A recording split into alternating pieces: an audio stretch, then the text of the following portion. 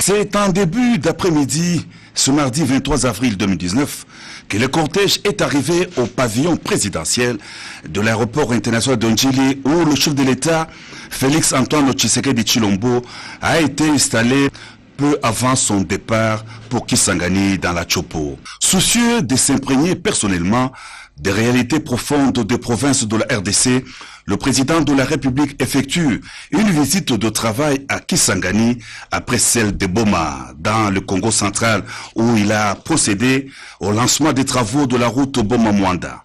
Le développement harmonieux d'un pays part de la base, dit-on, la reconstruction de Kinshasa, mais également celle de l'arrière-pays, figure en bonne place dans le programme d'urgence des 100 jours du chef de l'État.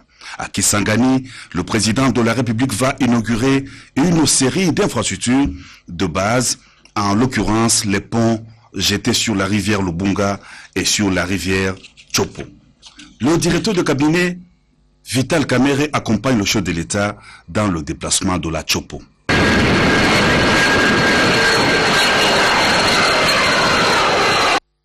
Bien, un retour sur les séjours du président de la République à Béni pour parler de l'audience qu'il a accordée au chef coutumier de la contrée.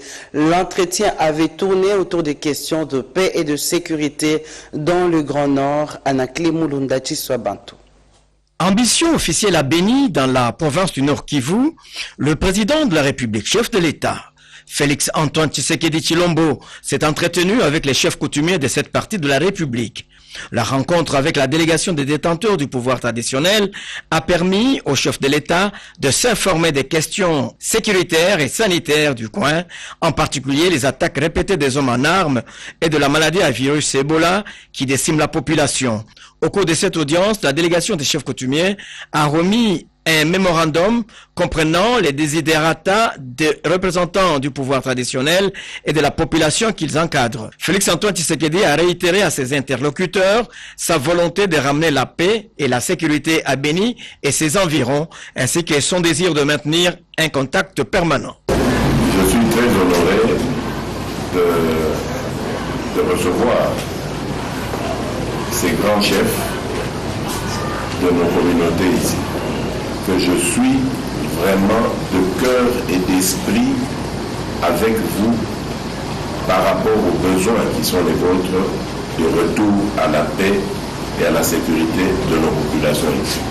Je voudrais que nous restions en contact permanent, même quand je serai parti à Kinshasa, pour connaître tous les problèmes qu'il y a ici afin de rendre réelle cette paix et cette sécurité pour nos compatriotes de cette région.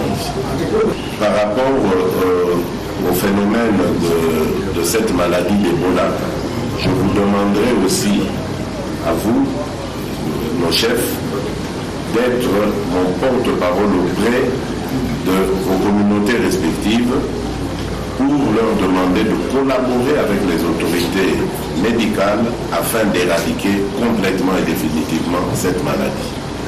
C'est un fléau qui est en train de mettre en danger la vie de nos concitoyens ici, mais si nous n'y prenons garde, cette maladie risque de s'étendre et d'amener à l'isolement de notre pays sur le plan international, ce qui va encore aggraver la situation ici à Béni. Donc c'est vraiment un danger pour nous tous, et c'est pour ça que je compte sur vous pour qu'ensemble nous puissions lutter contre cette maladie. De leur côté, les Bami de Béni ont promis de conjuguer leurs efforts pour aider le président Félix Antoine Tshisekedi à être avisé de la situation qui se trame dans la région de Béni et Butembo et à l'aider à capitaliser son mandat présidentiel. Aujourd'hui, c'est le Conseil provincial de sécurité, son Excellence, Monsieur le Président de la République, chef de l'État, commandant suprême des forces armées de la République démocratique du Congo et de la police nationale, avait besoin de faire un état des lieux, savoir ce qui se passe réellement ici sur le plan sécuritaire. Le gouverneur de province a brossé d'une manière générale la situation sécuritaire ici dans la province de la Chopo. D'une manière générale, la situation est calme. Sauf que dans 3 territoires, il se pose des petits soucis sécuritaires, notamment à Bafasende, à Opala et à Bundu. Mais nos forces armées de la République démocratique du Congo ont abattu un grand travail pour pouvoir maîtriser la situation ici dans cette province. Vous allez remarquer que contrairement là où on est passé avec les chefs de l'État, la situation du banditisme et de la criminalité ne se pose pas ici comme ailleurs. Et aussi, la lutte contre l'impunité est en train d'agir. Il y a des gens qui sont aux arrêts à cause de faits qu'ils ont commis. Néanmoins, ceux qui forment la communauté sécuritaire ici ont évoqué de sérieux problèmes de moyens logistiques, des infrastructures qui manquent, d'autres moyens. Le chef de l'État a ordonné, parce qu'on a posé le problème de la spoliation des biens de l'État, il a ordonné qu'un répertoire rapidement soit dressé et que l'on puisse utiliser les voies légales pour récupérer les biens qui appartiennent à l'État congolais. Et aussi, il a promis de mettre des moyens à la disposition de ceux qui forment la communauté sécuritaire pour qu'ils puissent travailler dans de très bonnes conditions.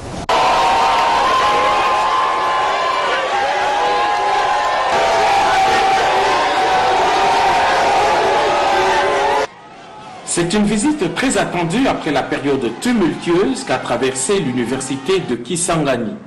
C'est grâce à l'implication personnelle du chef de l'État qui avait dépêché sur place son conseiller culturel que le calme est revenu au sein du campus. La communauté estudiantine a tenu à exprimer au chef de l'État toute sa reconnaissance ainsi que son soutien de son action. Félix Antoine Tshisekedi Tshilombo s'est exprimé à ses étudiants sur les acclamations frénétiques. Chers camarades, vous êtes l'avenir du Congo.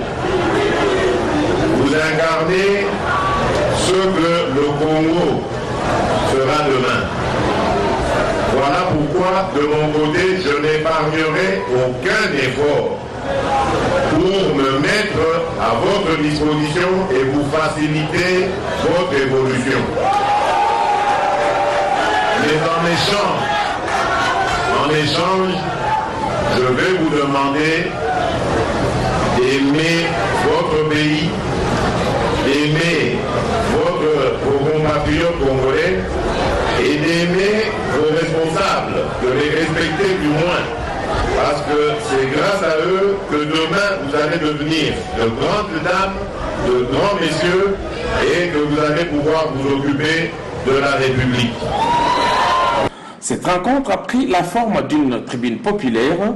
Le représentant des étudiants a présenté les cahiers des charges de toute la communauté universitaire et le chef de l'État a promis d'y répondre favorablement. Le problème qui ronge l'université de Kisangani, c'est les désaccords qui existent entre les comités de gestion et les étudiants.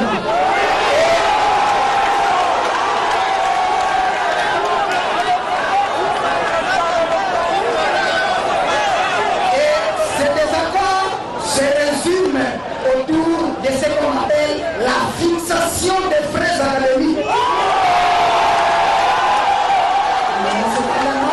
Je suis ici, si c'est ce qu'on appelle le droit d'auteur.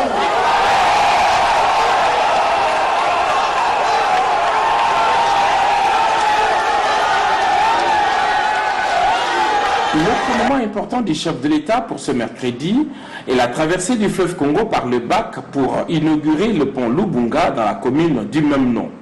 Ce n'est pas la taille de l'infrastructure qui importe, mais plutôt son importance stratégique dans le cadre de l'intégration régionale.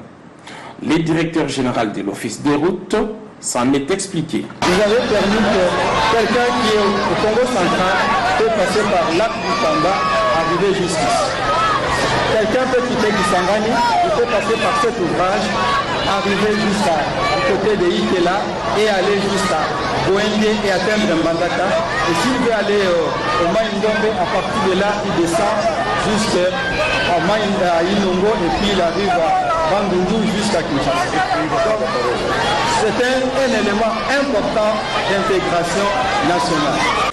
Plusieurs routes de dessertes agricoles sont coupées à cause du manque de ce genre d'infrastructures et le chef de l'État, Félix-Antoine Tshisekedi Tshilombo, a promis de multiplier ces passerelles un peu partout pour relier in fine à toutes les provinces de la République démocratique du Congo. Infrastructure et sécurité, tels sont les deux objectifs de la première visite officielle du chef de l'État dans la province de la Chopo.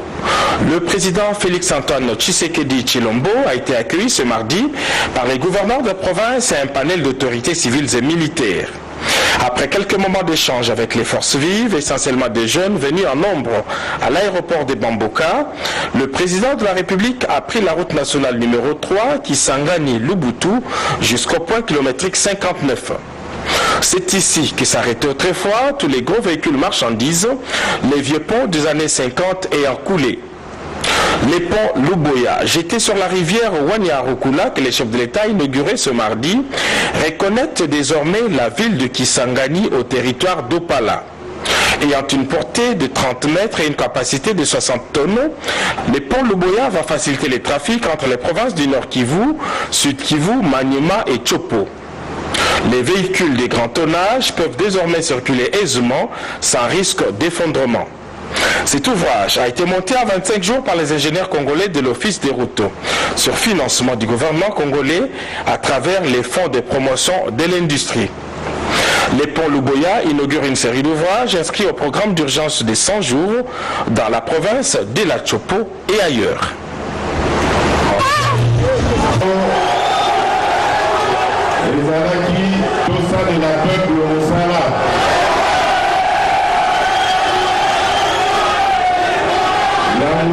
La bandit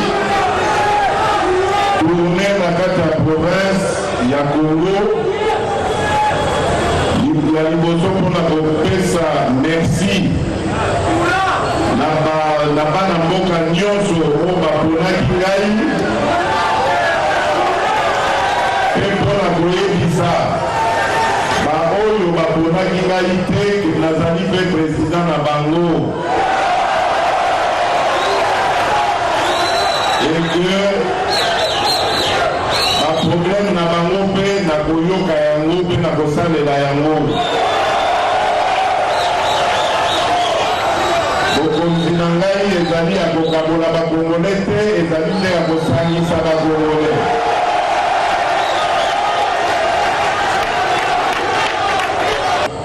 Donc kala mingi te na banda na mikolo eza koyawa République, la mission de gouvernement na yango, la gouvernement premier ministre, la ministre. À partir du moment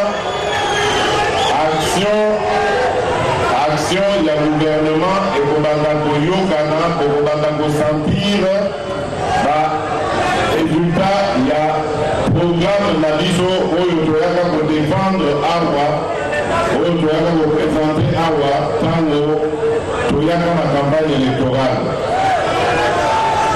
18h15, atterrissage à l'aéroport international de Njili du jet qui a ramené à Kinshasa le président de la République Félix-Antoine Tshisekedi Tshilombo. Au bas de la passerelle pour accueillir l'autorité suprême du pays, son directeur de cabinet adjoint en charge des questions juridiques, politiques et administratives, les professeurs Désiré Cachemire, Kolongele et Bérandé. À bord du même vol a également voyagé le directeur de cabinet du chef de l'État, Vital Kamerhe. Le chef de l'État regagna ainsi la capitale au terme d'une mission de travail dans la province de la Chopo, après avoir ouvert l'axe routier menant vers le nord et le sud Kivu ce mercredi 24 avril 2019, route qui conduit également vers le Kasaï. Bien auparavant, le président de la République, Félix-Antoine Tshisekedi, était allé échanger avec les étudiants de l'université de Kisangani. Mais dans la matinée, le chef de l'État avait présidé la réunion du Conseil provincial de sécurité. D'importantes mesures sont d'ailleurs attendues à ce sujet.